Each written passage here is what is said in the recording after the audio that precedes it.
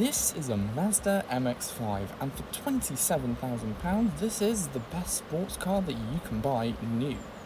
However, it's not the fastest. It is great though, brilliant car, but for that kind of money, there are so many other cars that you could consider. So, watch to the end to see which one I would consider. Now, the XKR Mark II, Ian Callum's finest. This was based on the Aston Martin DB9. So it not only looked fantastic, it also handled well.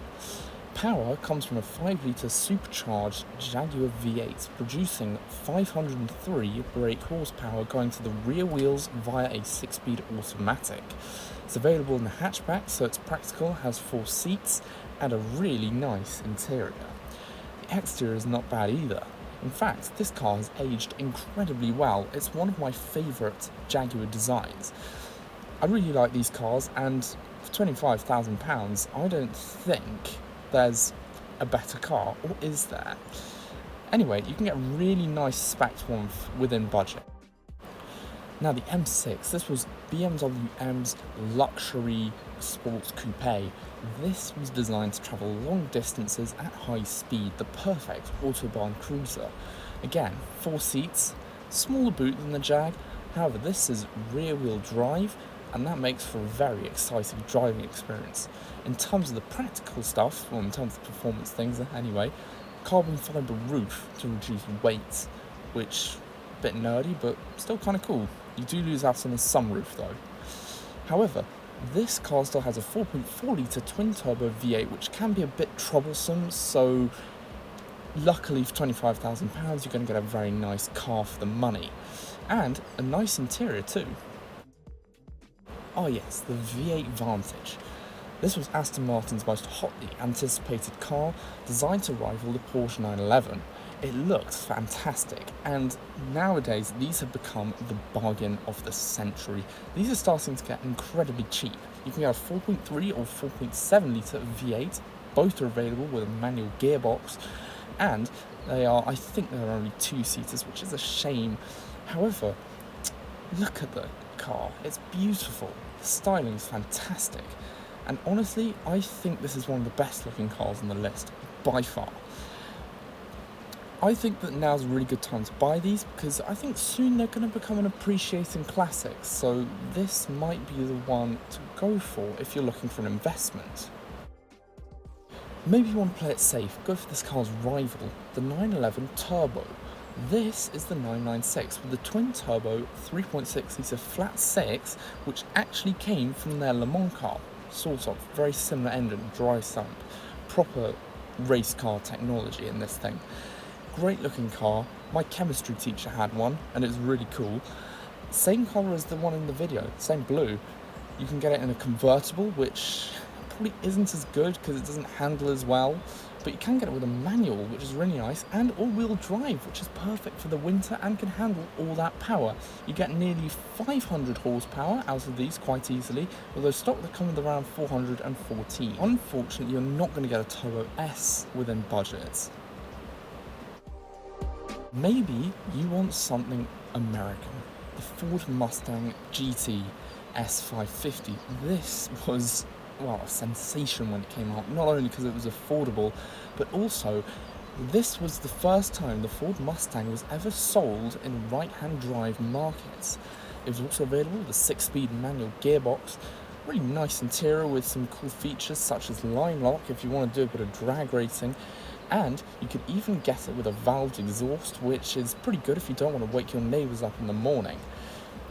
It looks great. I really like this generation of Mustang. I like how clean it is, but day to day it's probably not as sporty, which might be good, but also you might want to consider fuel. It is a 5-litre at the end of the day, but it's amazing how affordable these have become. What if you hang out at the racetrack? Well, why don't you buy one of these? Lotus Exige Mark I. 1.8 litre, so tiny engine, 190 horsepower though. It's from the Toyota Celica, so it's actually got variable valve timing. So you can switch between an economy car and a high-powered track weapon. This thing's bad daily. I wouldn't get this as a daily, but if you have a garage and you've got a track nearby, then this is perfect. Two-seater, fully stripped out interior, very little creature comforts, and the car itself is also very little. So if you want something that's fun on a track and you could potentially drive it home, then this is actually a pretty sweet option, and reliable too. However, what if you're old? What if you want something that's a bit more comfortable and has enough boot space to get you to the golf club? Mercedes SL, a car favoured by Hollywood and golfers.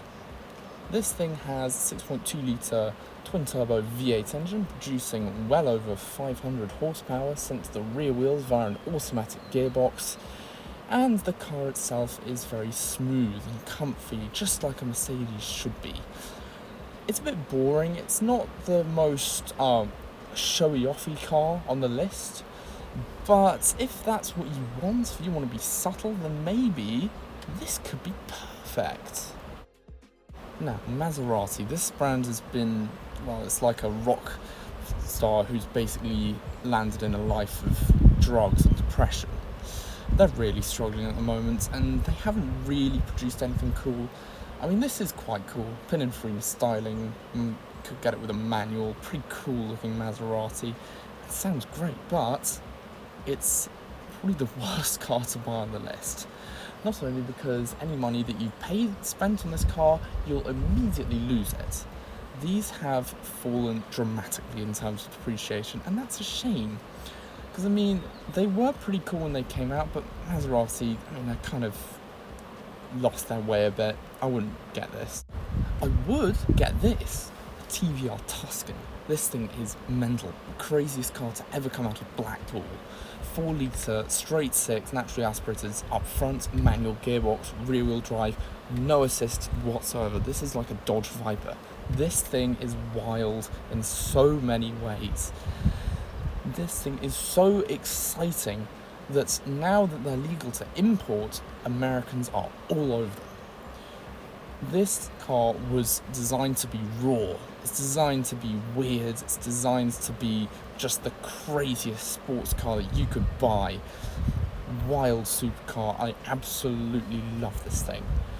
However, as Americans continue to import them, these are going to keep rising in price, so now's the time to buy one. Now, Australia, Holden Monaro. This thing is fantastic. Supercharged Australian coupe. This thing's brilliant, very cool. Actually, one of the cheaper cars on the list. In the UK, these ride on the shores with Vauxhall badges, which is a bit, well, it's not the first brand I would have thought of to market this thing as, but there you go. Anyway, you get basically the same engine as a Corvette under the bonnet, and it's a really good looking car, a really proper muscular car. This was like the S550 Mustang when it came out, affordable rear wheel drive V8. Now for what I'd buy, Aston Martin, probably no question about it. I mean, it's just such a perfect little sports car. It looks really nice, it sounds fantastic, it's available in the manual, and honestly, I'd definitely have one if I had the money. But that's my pick. I mean, tell me what your pick is. Tell me if there are any cars that I've missed on the list. So thank you so much for watching. Goodbye.